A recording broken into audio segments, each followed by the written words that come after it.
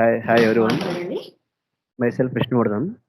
So, present అప్పుడు నాకేంటంటే, నేను యాక్చువల్‌గా ఎమ్మెల్యే గారి దగ్గర జాబ్ చేసేటోడిని పీఏగా. సో, అక్కడ ఫర్ నాకు కొన్ని వేరే జాబ్ కోసం అని చెప్పేసి రిజైన్ చేశానక్కడ. రిజైన్ చేసి తర్వాత నేను వేరే సాఫ్ట్‌వేర్ ఫీల్డ్‌కెళ్ళాలని అనుకున్నాను.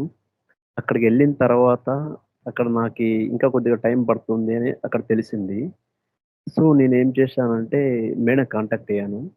మేడం గారు చెప్పారు. కొన్ని అఫర్మేషన్స్ కొన్ని చెప్పారు.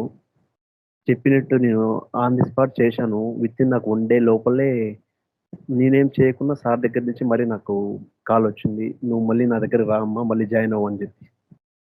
నేనెళ్ళి మళ్ళీ సార్ దగ్గర ఎమ్మెల్యే గారి దగ్గర జాయిన్ అయ్యాను. ఫస్ట్ నాకు ఇదొకటి జరిగింది. దాని తర్వాత నాకు ఇంకొకటొచ్చేసి పోస్టల్ డిపార్ట్‌మెంట్‌లో సెంట్రల్ గవర్నమెంట్ జాబ్ ఇంకోటొచ్చింది. సో, నేనిప్పుడు ఆ సెంట్రల్ గవర్నమెంట్ జాబ్ కూడా నేను లీవ్ పెట్టి ప్రెజెంట్ మళ్ళీ నేను సబ్ ఇన్స్‌పెక్టర్ కోసం నేను ప్రిపేర్ అవుతున్నాను. అది కూడా మేడం గైడెన్స్‌తో ప్రిపేర్ అవుతున్నాను. ఇవి వచ్చి 2 నాకు మెయిన్‌గా జరిగినేటివి. ఇంకా వచ్చి చిన్న చిన్నవి చాలా జరిగాయి. అవన్నీ అంటే చాలా చిన్న చిన్నవైతే హెల్త్ పరంగా గావచ్చు.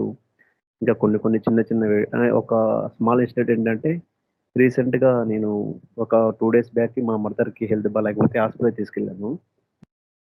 అక్కడ మాక్సిమం ఒక మార్నింగ్ ఎళ్తే ఈవినింగ్ దాకా అవుతుందని చెప్పారు. సో, నేనక్కడ వెంటనే ఓపెన్ చేసుకున్నాను. చేసుకుంటే నాకు అప్పుడే మా ఫ్రెండ్ ఎక్కడి నుంచొచ్చాడో తెలీదు గానీ, అక్కడ బయట నుంచొచ్చాడు. హాస్పిటల్‌లో తెలిసిన వాళ్ళ డాక్టరు పరిచయం ఉన్నారని చెప్పి నాకు ఆన్ ది స్పాట్ పంపించారు 5 మినిట్స్ లోపలికే. ఓపెన్ చేసుకోవడం వల్ల. అలా ఇలాంటివి చిన్న చిన్నవి ఎగ్జాంపుల్ చాలా జరిగాయి నా లైఫ్‌లో.